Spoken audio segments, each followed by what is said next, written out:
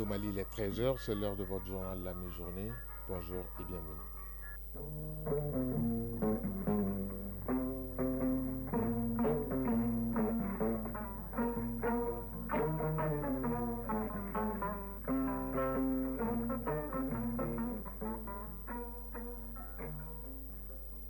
Le journal Ousmane Daou. Mesdames et messieurs, bonjour. À la une de ce 13h, bientôt le lithium va couler à flot à Ngoulamina dans la région de Bougouni. Cette mine qui est le premier en Afrique va apporter au Mali 400 milliards de francs CFA par an pour s'assurer que toutes les conditions sont réunies à Bougouni, notamment à Ngoulamina.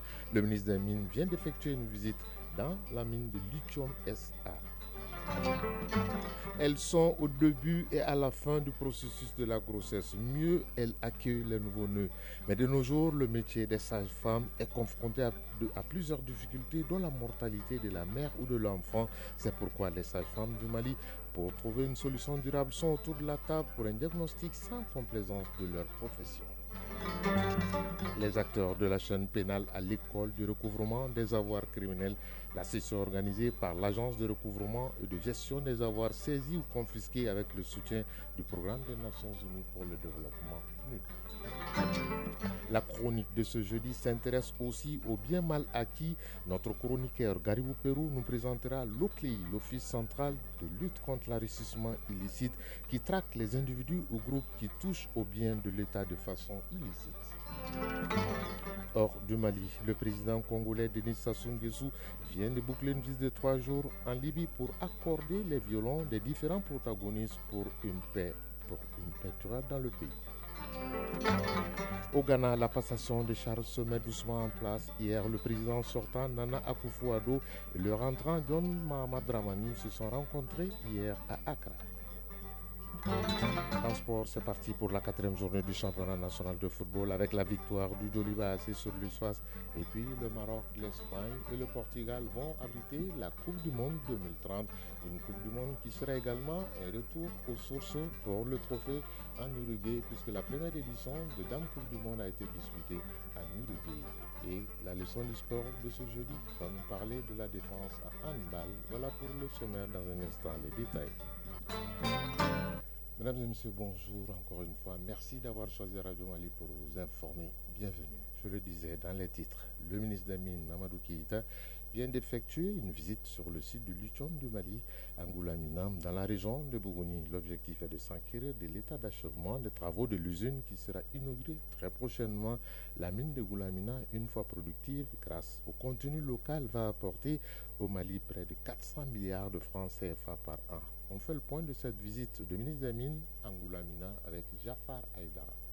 En vue de l'inauguration imminente de lithium du Mali SA de Ngoulamina, le ministre des Mines Amadou Keïta est venu s'enquérir de l'état d'achèvement des travaux de la construction de l'usine. Au cours de cette mission, le ministre et sa délégation ont eu droit à une visite guidée. La carrière de lithium passant par l'usine de concassage jusqu'à l'entrepôt du spédomaine. Amadou Keïta, ministre des Mines. Nous pouvons dire qu'aujourd'hui, l'usine est en capacité totale de fonctionner. C'est un projet majeur. Cette usine, c'est la première mine de lithium en Afrique et l'une des 5 plus grandes au monde. Et qui nous permet aujourd'hui donc de sortir de la seule production de l'or pour aller vers ces minéraux stratégiques que tout le monde recherche. Selon le ministre Keïta, cette mine de lithium du Mali va largement contribuer à l'économie malienne au regard de sa grande capacité de production annuelle. Amadou Keïta, ministre des Mines. Il va être pourvoyeur de revenus en termes donc d'abord de chiffre d'affaires qui devrait s'élever à 680 milliards par an. Aujourd'hui, l'État du Mali a adopté ce qu'on appelle la loi relative au contenu local qui oblige toutes les sociétés minières à recourir aux entreprises nationales dans toute la chaîne de valeur de la production minière. Et ce qui fait que ces recours donc à nos sociétés va générer un chiffre d'affaires d'à peu près 400 milliards de francs CFA. Autre chose encore, il y aura des dividendes, un dividende qui sera généré et qui va donc être partagé entre l'État et son partenaire. Et vous savez que cette mine va fonctionner sur la base du code de 2023. Pour le moment, les regards sont orientés vers l'inauguration de ce gigantesque projet qui ne saurait encore tarder. Bougouni, Chafaraïdra, Djibril Barayogo pour l'ORTM.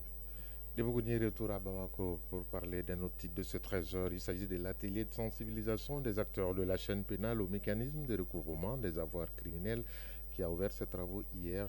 Il est organisé par l'Agence de recouvrement de gestion des avoirs saisis ou confisqués en partenariat avec le Programme des Nations Unies pour le développement PNUD. Il vise à outiller les acteurs de la chaîne pénale en matière de recouvrement des avoirs criminels. L'activité s'inscrit dans le cadre de la Semaine nationale de lutte contre la corruption. Noum Sissoko nous fait le point. L'Argasc, agence de recouvrement et de gestion des avoirs saisis ou confisqués, est un établissement public à caractère administratif. La structure s'occupe des avoirs saisis ou confisqués dans le cadre des procédures pénales relatives à la délinquance économique et financière. C'est pourquoi l'agence outille les acteurs de la chaîne pénale pour avoir une compréhension commune des mécanismes de recouvrement des avoirs criminels et renforcer la collaboration entre les différents maillons de la chaîne pénale. L'activité s'inscrit dans le cadre de la Semaine nationale de lutte contre la corruption. Oumar Traoré, directeur général de l'Argasc. Les biens issus de cette forme de criminalité qui est la corruption et les infractions assimilées donc sont tantôt investis au Mali et tantôt à l'extérieur. C'est pour cela que nous avons bien voulu associer ces deux thèmes, recouvrement dans ces mécanismes et la coopération judiciaire internationale. Roland Sepi, représentant résident adjoint du PNUD au Mali. Le recouvrement des avoirs criminels va bien au-delà de la récupération des ressources financières détournées. Il incarne une justice réparatrice, rétablit les droits de l'État et des victimes et renforce la confiance des citoyens envers les institutions judiciaires. Cet atelier vise à mobiliser les acteurs de la chaîne pénale en faveur du recouvrement des avoirs criminels selon le secrétaire général du ministère de la Justice et des Droits de l'Homme, Aboubakar Sidiki Diarra.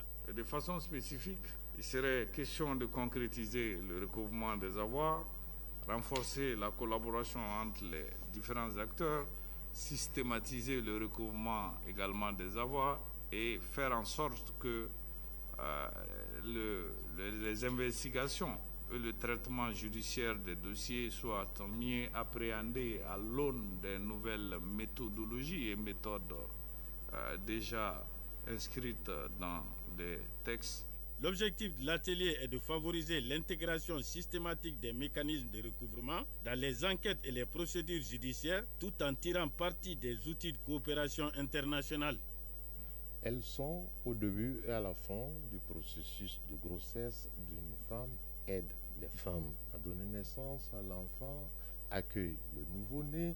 On les appelle les sages-femmes, c'est-à-dire la femme sage du village qui aide la femme à donner bas. Alors, certains aussi les appellent les matrones ou aides ou assistantes. Aujourd'hui, dans notre pays, le métier des sages-femmes se trouve à la croisée des chemins. C'est pourquoi les sages-femmes du Mali, à travers le Conseil national de l'ordre des sages-femmes, se retrouvent autour de la table pour parler sans complaisance de leur métier, malgré l'évolution des nouvelles technologies. Les états généraux de la sage-femme au Mali, c'est avec Soukana Kamisoko. Le métier de sage-femme est une profession médicale, un accompagnant de la femme enceinte avant, pendant et après l'accouchement. Elle occupe dans le système de santé une place particulière. Au jour d'aujourd'hui, la profession se trouve confrontée à d'énormes difficultés, au nombre desquelles le manque de formation adéquate, le nombre élevé du taux de décès maternel et la mauvaise répartition des sages-femmes sur le territoire national. C'est pour faire face à ces préoccupations que se tiennent ces assises. Maïga Fatoumata Maïga, présidente du Conseil national de l'ordre des sages-femmes du Mali. Au Mali, selon l'EDS 2018, le taux de mortalité maternelle est estimé à 325 décès pour 100 000 naissances vivantes. Le taux de mortalité néonatale est estimé à 33 pour 1000 naissances vivantes selon EDS 7. Le taux de mortalité infantile à 52 pour 1000 naissances vivantes selon EDS 7 aussi. Le taux de mortalité infanto-juvénile est de 87 décès pour 1000 naissances vivantes selon EDS 7. Face à ces chiffres alarmants, nous trouvons nécessaire de faire face à ces problèmes en organisant un atelier de 3 jours des états généraux de notre profession pour trouver des solutions et lutter contre ces taux élevés de la mortalité maternelle et néonatale. L'initiative qui vise à améliorer la qualité des soins offerts aux patients a été possible grâce à l'appui de l'UNFPA et le projet Suède. Vivata Leblanc, chef santé UNFPA. Ces états généraux deviennent à point nommé alors que le pays organise des états généraux de la santé et j'encourage que ces travaux puissent donner des recommandations clés stratégiques pour renseigner ces états généraux de la santé et pour corriger de manière innovante avec des stratégies qui répondent aux défis qui sont réels. Abdoulaye Guindo, secrétaire général du ministère de la Santé et du Développement social. Ces chiffres alarmants nous interpellent tous et plus spécifiquement les sages-femmes que vous-même justifiez par la tenue de ces présences assises. À la fin de cette rencontre de 3 jours, les participants venus de plusieurs régions et du district de Bamako formuleront des recommandations susceptibles d'améliorer la qualité du travail et des soins offerts à la population par les sages-femmes. Entre la santé et l'humanitaire, aucune barrière. C'est pourquoi le commissariat à la sécurité alimentaire, en partenariat avec l'ONG Talit ou Aide, a fait don de 5 tonnes de riz aux déplacés internes de Sirakoro à Bamako. Cette remise de vivres aux populations vulnérables est lieu hier et rentre dans le cadre des œuvres sociales du président de la transition, le général d'armée Assimi Ngueta. Le point, c'est avec Abdul Karim Kaba. 6 tonnes de riz pour 91 ménages, c'est le don remis ce mercredi aux déplacés internes de Sirakoro. La mise en œuvre de cette aide est assurée par l'ONG Talit ou Aide, qui a identifié les bénéficiaires. Mama Walet Najim, coordinatrice de l'ONG Talit Aide. Notre objectif est de promouvoir l'amélioration des conditions d'existence de la femme et sa participation à la gestion socio-communautaire. L'insertion sociale et professionnelle des femmes et des jeunes filles en situation difficile, la sécurité alimentaire et nutritionnelle. Cette énième remise du commissariat à la sécurité alimentaire précède plusieurs autres. Cela conformément à sa mission d'apporter une assistance alimentaire immédiate aux plus vulnérables. Erdogan Ag Mohamed Ali, commissaire à la sécurité alimentaire. Le président a insisté qu'on soit mobilisé auprès de l'ensemble des Maliens et c'est dans ce cadre-là que nous avons apporté l'assistance de l'État, en premier lieu aux populations qui ont été touchées par ces inondations, mais aussi à toutes les populations qui sont en nécessité et qui ont besoin d'assistance de l'État et de ses partenaires.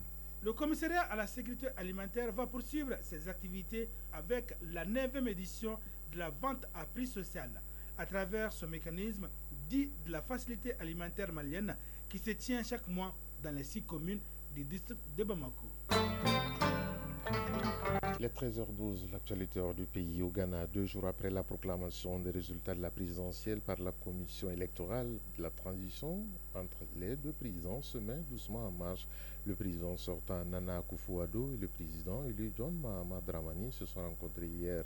Le tête-à-tête entre les deux hommes a duré une trentaine de minutes. Le président sortant Nana Akufo-Addo a félicité son successeur John Mahama Dramani. Le président congolais Denis Sassou Nguesso a bouclé hier sa visite de 3 jours en Libye en sa qualité de président du comité de haut niveau de l'Union africaine pour la Libye.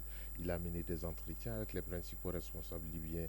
Il a rencontré les autorités de Tripoli et également les autorités de Benghazi.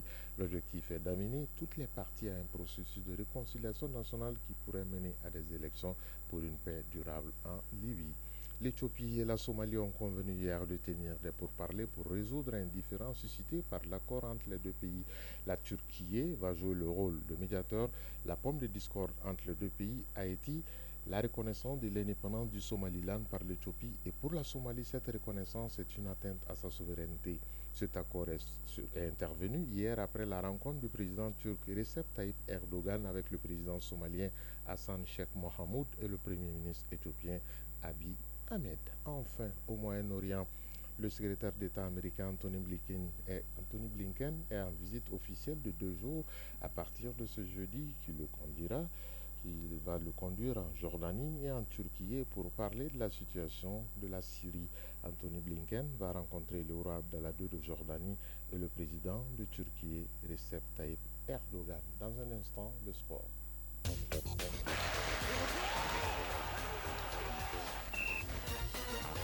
Je le disais dans les titres de ce journal, la FIFA a dévoilé hier le nom des pays hôtes pour les éditions 2030 et 2034 de la Coupe du Monde. Alors qu'au plan national, l'actualité est dominée par le championnat national, la 4e journée qui a débuté hier avec la victoire du Joliba à Sédéban.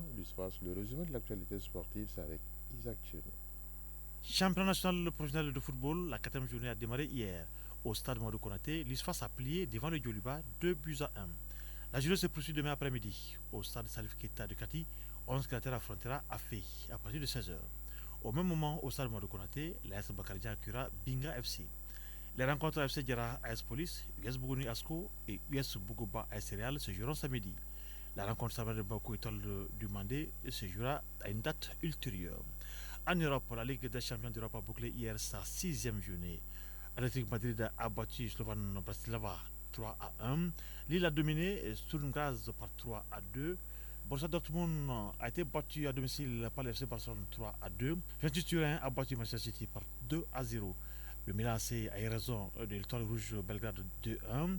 Stuttgart a gagné 5-1 devant Young Boys et Arsenal l'a emporté 3-0 devant Monaco. Parlons à présent de la Coupe du Monde. La FIFA a confirmé une nouvelle attendue depuis plusieurs mois, à savoir l'attribution des éditions 2030 et 2034 de la Coupe du Monde de football. Pour la deuxième fois de son histoire après 1982, l'Espagne accueillera le tournoi sur ses terres.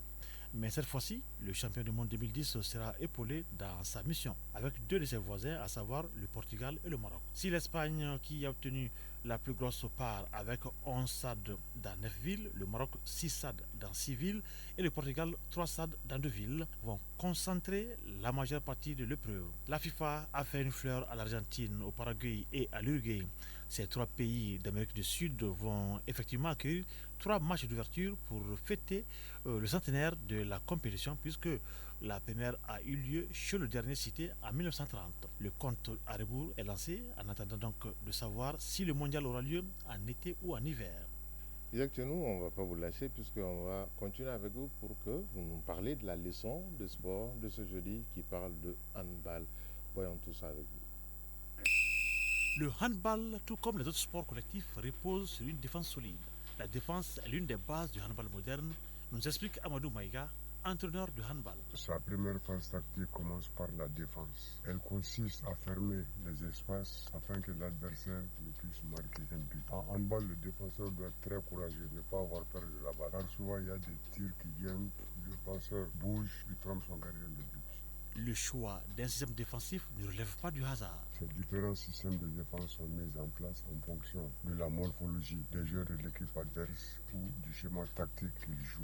Chaque défense repose sur un système et un dispositif, nous dit Amadou Maïga. Quand une équipe a de très bons tireurs, généralement on joue les défenses étagées. La 3-3, la 3-2-1 ou la 4-2.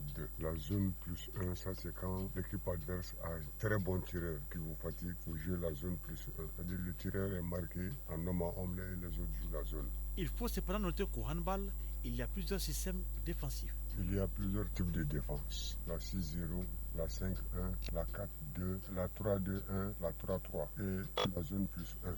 Le dispositif défensif se définit donc par la position de référence des joueurs sur le terrain. Chronique judiciaire. Et dans la chronique judiciaire de ce jeudi, dans le viseur de Garibou-Pérou, l'Office central de lutte contre l'enrichissement illicite rendu opérationnel en 2017, qui est une institution clé dans la prévention et l'investigation des patrimoines mal acquis. Il est chargé de traquer les individus et les groupes qui accumulent des richesses de manière illicite en violation des normes économiques et légales. Environ, tenez-vous bien, 200 dossiers d'investigation ont été ouverts, dont 29 transférés à la justice. Quel est le processus d'investigation adopté par l'OCLEI pour juger de la pertinence d'un dossier d'enrichissement illicite? Combien de dossiers ont-ils été transmis à la justice depuis l'opérationnalisation en 2017 à aujourd'hui, 2024? Qui sont les personnes assujetties aux déclarations de biens? Voyons tout ça dans la chronique judiciaire avec Gary Bouper. Dans le viseur de l'Office central de lutte contre l'enrichissement illicite, on voit les agents publics. Ils sont identifiables par leur train de vie sans rapport avec leurs revenus légitimes, ce qui amène l'OCLEI à prendre les mesures au plan national, sous-régional, régional et international. Dr Moumouni Kindo, président de l'OCLEI. L'Office central de lutte contre l'enrichissement illicite est un service public que l'État du Mali a créé en 2014 et en 2015 pour lutter contre la corruption sous l'angle de l'enrichissement illicite, en mettant un accent particulier sur l'acquisition des biens par les agents publics. La confusion faite entre l'Office, le bureau du vérificateur général et d'autres services de contrôle et de répression est courante. Pourtant, ils sont bien différents. Le CLEI n'est pas au sens strict un service de contrôle, mais plutôt une structure de lutte contre la corruption sous l'angle de l'enrichissement illicite. Les structures de contrôle examinent l'ensemble de l'entité qui est contrôlée, alors que le CLEI ne visera pas la structure dans sa globalité, ni les opérations de la structure, mais le comportement individuel d'un agent, sa relation par rapport à l'acquisition de biens. Pour juger de la pertinence d'un dossier d'enrichissement illicite, le CLEI adopte un long processus d'investigation. Le processus commence au niveau de l'unité des plaintes et des dénonciations.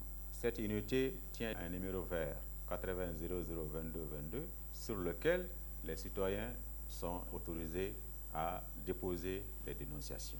Nous avons une longue procédure d'investigation qui peut s'étaler sur 2 mois à 6 mois, voire au-delà, et qui respecte des principes cardinaux comme le respect des droits des personnes sous enquête, notamment les droits à la défense, le principe du respect du contradictoire, le principe de la légalité des éléments de preuve et le principe de la traçabilité. De son opérationnalisation en 2017 à aujourd'hui, le CLEI a transféré de nombreux dossiers à la justice et les personnes qui sont mises en cause ont les profils divers. Nous avons lancé environ 200 dossiers d'investigation. Sur les 200 dossiers, nous avons transmis à la justice 29 dossiers. Les 29 dossiers représentent environ 26 milliards de francs CFA. Il y a plusieurs types d'enrichissement illicite. L'un comme dans l'autre, on constate que c'est la corruption qui alimente la pratique. Selon la loi de 2014, le premier type d'enrichissement illicite est constitué par l'augmentation substantielle du patrimoine d'un agent public dont la valeur ou le coût d'acquisition dépasse les revenus légitimes qu'il a obtenus. Deuxième type, c'est un train de vie mené par un agent public sans rapport avec ses revenus légitimes. Les corrompus et les corrupteurs sont soumis à la même sanction pénale. Leur sort est donc lié. Le sort étant lié, la pratique a révélé que les intéressés sont dans une certaine forme d'omerta. Pour faire acte de transparence, certains agents publics sont assujettis à la déclaration des biens. Selon la loi malienne, tous les magistrats, par exemple, sont assujettis, tous les préfets, sous-préfets sont assujettis, tous les ministres sont assujettis, tous les chefs d'institution sont assujettis, tous les directeurs nationaux ou généraux sont assujettis, tous les chefs d'état-major sont assujettis et services assimilés, tous les comptables publics, tous les régisseurs ainsi que tous les agents qui sont responsables de la passation des marchés publics ou qui sont responsables de la gestion des services financiers, d'assiette ou de recouvrement. Bien sûr, les autorités administratives indépendantes comme le CLEI sont également assujetties. Le combat contre l'enrichissement illicite est engagé. Il s'agit de rejeter spontanément la corruption qui est le mal du siècle. Chacun doit être vigilant et rejeter la corruption. Lorsque les citoyens rejettent la corruption, les corrompus et les corrupteurs auront peu d'opportunités de se livrer à la corruption. Traquer les délinquants et de rendre des comptes aux citoyens est possible. Les différents rapports de l'Office central de lutte contre l'enrichissement illicite est une machine de guerre contre la corruption et les pratiques assimilées. Et pour ce faire, un numéro vert 80 00 22 22 pour dénoncer et aider l'Office central de lutte contre l'enrichissement illicite dans sa mission de service public. Il est 13h22 à Lorokakoulou, également à Samégar, ainsi qu'à Dramane, région de Kaye, même heure à Douninkoro, région de Ségou. C'est la fin de cette session d'information qui vous a été présentée par Ousmane Daou. Mise en onde Alimata Ouattara, réalisation Draman Sanogo, mise en ligne Badi Touré. Prochain rendez-vous avec l'actualité, c'est à 19h30. Vous serez en compagnie de Sédou Fomba, mais gardez vos positions d'écoute dans un instant. Kani Keita sera là pour les avis et communiquer. Moi, je vous retrouve demain vendredi à 7h, toujours avec le même plaisir de vous servir. Si vous êtes à table, bon appétit. Si vous avez fini de manger, bonne digestion. Bon après-midi à toutes et à tous. Chacun de nous ne peut être une étoile, mais tâchons de briller pour éclairer là où nous sommes. Au revoir et à très bientôt.